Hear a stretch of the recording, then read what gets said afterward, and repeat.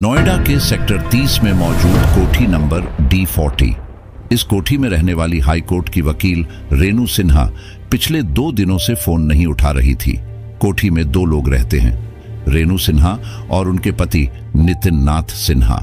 Renu high court में lawyer थी, जबकि उनके पति IAS यानी इंडियन इंफॉर्मेशन सर्विसेज से जुड़े रहे हैं। रेनू की अपने पति के साथ अनबन भी रहती थी, जिसकी खबर उनके घर वालों की थी। ऐसे में जब रेनू ने अचानक ही फोन उठाना बंद कर दिया तो वो बेचैन हो गए। वो 2 दिनों से लगातार रेनू को कॉल कर रहे थे, लेकिन फोन रिसीव नहीं हो रहा था। यानी फोन ऑन तो था, लेकिन कॉल उठ नहीं रहा था। इन हालात में रेनू के भाई ने आखिरकार पुलिस को अपनी बहन की गुमशुदगी की खबर दी। साथ ही उन्होंने अपने बहनोई पर शक भी जताया। रविवार 10 सितंबर 2023 की दोपहर में ही रेनू के घर वालों ने उनके ना मिलने की खबर नोएडा पुलिस को दे दी थी।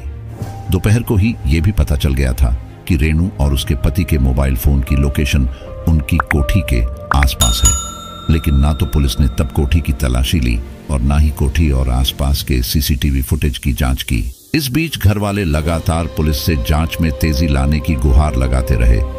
शाम करीब 7 बजे पहली बार पुलिस मौके पर पहुंची। तब कोठी में दोनों तरफ से ताला लगा था। रेनू का परिवार ताला तोड़ने की फरियाद कर रहा था, पर पुलिस टाल मटोल कर रही थी। आखिरकार पुलिस ताला तोड़ने पर राजी हुई, लेकिन दिक्कत यह थी कि पुलिस के पास ताला तोड़ने का कोई सामान तक नहीं था। आखिरकार घर वालों ने ही ताला तोड़ने का सामान इकट्ठा किया। ऐसा तब है जब मौके पर इलाके के SHO, ACP और DCP जैसे बड़े अधिकारी मौजूद थे। आखिरकार करीब 2 घंटे की हिला हवाली के बाद कोठी का ताला तोड़ा गया। आज से ठीक 15 साल पहले सेक्टर 30 से महज 4 से 5 मिनट की दूरी पर ही जलवायु विहार में आरुषि मर्डर केस में भी ऐसी ही गलती हुई थी। आरुषि मर्डर में जिस शक पर कातिल हेमराज की तलाश हो रही थी, उसकी लाश छत पर ही थी और उस छत पर ताला लगा था। लेकिन उस ताले की चाबी नहीं मिली तो उसे तोड़ा भी नहीं गया। 15 साल बाद हुई इस घटना में तो घर वालों ने जिद की तो पुलिस 2 घंटे बाद कम से कम ताला तोड़ने पर राजी हो गई। जब ताला तोड़ा गया तो इसके बाद सामने जो मंजर था वो डरावना था।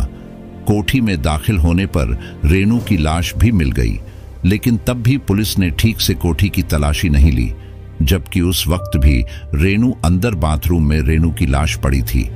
61 साल की रेनू के सिर और कान से खून बह रहा था। जिस्म के दूसरे हिस्सों में भी चोट के कई निशान थे। अब पुलिस ने पूरी कोठी की तलाशी लेने की शुरुआत की। घर का सारा सामान इंटैक्ट था, यानी कोई लूटपाट या डकैती जैसी बात नहीं थी।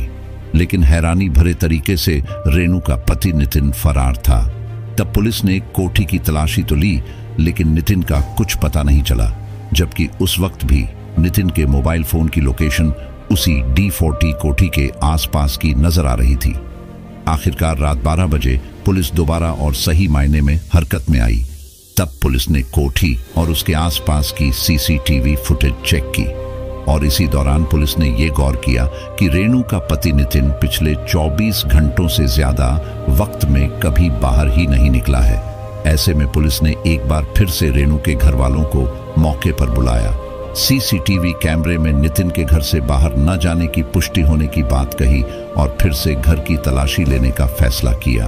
सच पूछिए तो रात 12 बजे ही पुलिस ने सही मायने में तफ्तीश की शुरुआत की। लेकिन कहानी में असली ट्विस्ट तब आया जब रेनू का पति नितिन पुलिस को उसी कोठी में छुपा हुआ मिला।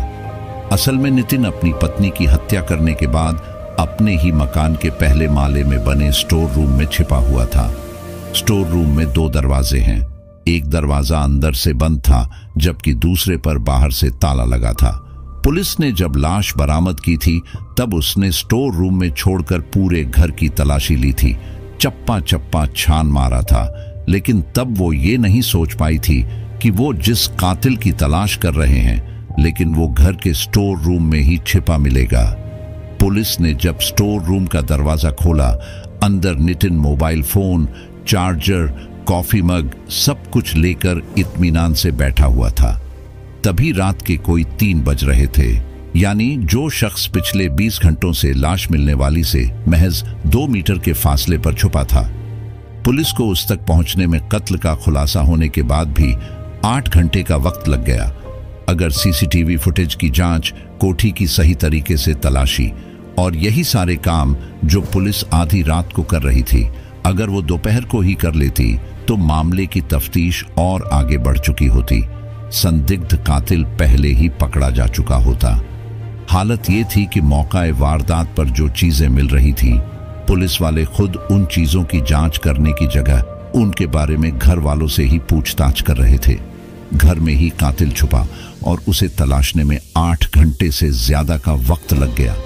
इस बारे में पूछे जाने पर नोएडा पुलिस के आला अधिकारी ने तर्क दिया कि कातिल की लोकेशन घर के आसपास ही थी, लेकिन पास के सीसीटीवी फुटेज करीब 5 से 6 घंटे का था, जिसके एक एक सेकंड के मोमेंट को ध्यान से देखना जरूरी था। जब पूरा सीसीटीवी देखा गया तब यह साफ हो गया कि नितिन तो घर से बाहर निकला ही नहीं है। तब जाकर घर की फिर से तलाशी ली गई, उन जगहों की तलाशी ली गई जहां पहले नहीं हुई थी। तब स्टोर रूम में नितिन मिला, जहां पर वो फोन चार्जर से लेकर अपनी सिगरेट और कॉफी मग भी रखा हुआ था, जिसके जरिए वो पूरी रात छुपने के साथ मौका मिलने का इंतजार कर रहा था कि कब पुलिस हटे और वो भाग जाए, लेकिन उससे पहले ही पकड़ा गया। सीन ऑफ क्राइम को देखकर साफ था कि कातिल ने रेनू की हत्या करने के बाद घर में बिखरा सारा खून साफ कर दिया था। और तो और रेनू का लैपटॉप, उसके गाड़ी की चाबी, ये सारी चीजें भी चार्जिंग में लगा दी थी, ताकि अगर कोई उन्हें देखे तो ये लगे कि रेनू शायद कहीं बाहर गई है। ऐसे में शक है कि रेनू का पति नितिन उसकी जान लेने के बाद उसकी लाश ठिकाने लगाने के लिए सही मौके का इंतजार कर रहा था। नितिन के पास ब्रिटिश पासपोर्ट है, जिससे वो आसानी से भारत से बाहर भाग सकता था, और सच्चाई तो यही है कि वो सही मौके के फिराक में था, लेकिन ऐसा नहीं कर पाया। रेनू के घर वालों ने मामले का खुलासा होते ही कत्ल का शक अपने दामाद यानी नितिन नाथ सिन्हा पर जता दिया था। रेनू के घर वाले रविवार को उसे ढूंढते हुए उसके घर पहुंचे थे, लेकिन मकान बंद था, जबकि अंदर लाइट जल रही थी। उनका कहना था कि सेक्टर 30 की जिस D40 कोठी में दोनों रहते हैं, उसे लेकर पति पत्नी के बीच लंबे समय से विवाद चला आ रहा था। दोनों के बीच कई बार इसे लेकर पहले भी लड़ाई हो चुकी थी। ऐसे में उन्हें शक था कि इस प्रॉपर्टी के पीछे ही नितिन सिन्हा ने अपनी पत्नी की हत्या कर दी है। रेनू के घर वालों ने पुलिस को बताया कि जब उन्होंने पहली बार नितिन को फोन किया तो उसने खुद के लोधी रोड में होने की बात कही, लेकिन इसके बाद उसका नंबर स्विच्ड ऑफ हो गया। अब तक की तफ्तीश में पुलिस ने रेनू सिन्हा के कत्ल की वजह सेक्टर 30 के इस कोठी को ही बताया है। पुलिस का कहना है कि नितिन इस कोठी को बेचना चाहता था, जबकि रेनू इसके हक में नहीं थी। नितिन ने एक पार्टी से बात कर 5 करोड़ 70 लाख रुपए में इस कोठी का सौदा भी तय कर दिया था। हैरानी की बात यह है कि कत्ल से महज 2 घंटे बाद पार्टी ये कोठी देखने भी आई थी, और तब नितिन ने संभावित खरीदार को पूरी कोठी दिखाई भी थी, सिवाय उस बाथरूम के जहां उसकी बीवी की लाश पड़ी थी। नितिन ने खरीदार को बताया था कि उसकी बीवी को कैंसर है, इसलिए बाथरूम की तरफ ना ही जाएं तो ठीक है, क्योंकि इससे इन्फेक्शन का खतरा रहता है। पुलिस ने जिस तरह से नितिन को कोठी के अंदर से गिरफ्तार किया, उसे लगता है कि वो मामले के थोड़ा शांत हो जाने के बाद लाश ठिकाने लगाकर और कोठी का सौदा पूरा कर चुपचाप पैसा लेकर विदेश भागने की तैयारी में था। लेकिन इससे पहले कि वो ऐसा कर पाता, उसकी पोल खुल गई। पुलिस ने जब मौके का मुआयना किया तो बाथरूम के पास ही सिगरेट की राख भी पड़ी थी। नितिन को सिगरेट पीने की बहुत ज्यादा लत है। ऐसे में पुलिस को शक है कि अपनी बीवी की जान लेने के बाद नितिन ने पहले उसकी लाश के पास बैठकर सिगरेट भी पी, और फिर बचने के लिए उसने खुद को स्टोर रूम में बंद कर लिया। पुलिस सूत्रों की माने तो जब कत्ल के करीब 18 घंटे बाद पुलिस ने उसे स्टोर रूम से ढूंढ निकाला, तब भी वो पुलिस से सिगरेट मांग रहा था। अब तक की तफ्तीश में पुलिस ने रेनू सिन्हा के कत्ल की वजह सेक्टर 30 के इस कोठी को ही बताया है। पुलिस का कहना है कि नितिन इस कोठी को बेचना चाहता था, जबकि रेनू इसके हक में नहीं थी। नितिन ने एक पार्टी से बात कर 5 करोड़ 70 लाख रुपए में इस कोठी का सौदा भी तय कर दिया था। रेनू और नितिन का बेटा अमेरिका में रहता है और वहीं नौकरी करता है। वो साल में 1 या 2 बार अपने मम्मी पापा से मिलने भी आता है। यानी नोएडा की इस कोठी में इन दिनों पति पत्नी अकेले ही रहते थे। परिवार ने पुलिस को बताया है कि रेनू को कैंसर था। वो लंबे वक्त तक इस बीमारी से जूझती रही। अभी पिछले महीने ही वो पूरी तरह कैंसर मुक्त हुई थी और जिंदगी की एक नई शुरुआत करने वाली थी, लेकिन इससे पहले ही पति ने जिंदगी छीन ली। तो दोस्तों, कैसा लगा आज का ये एपिसोड? कमेंट करके जरूर बताना। अगर आपने अभी तक हमारे चैनल को सब्सक्राइब नहीं किया है तो सब्सक्राइब कर लेना। मैं मिलूंगी आपसे एक नए और फ्रेश एपिसोड के साथ। तब तक के लिए सावधान रहिए, सतर्क रहिए। इस वीडियो को देखने के लिए आपका बहुत बहुत धन्यवाद।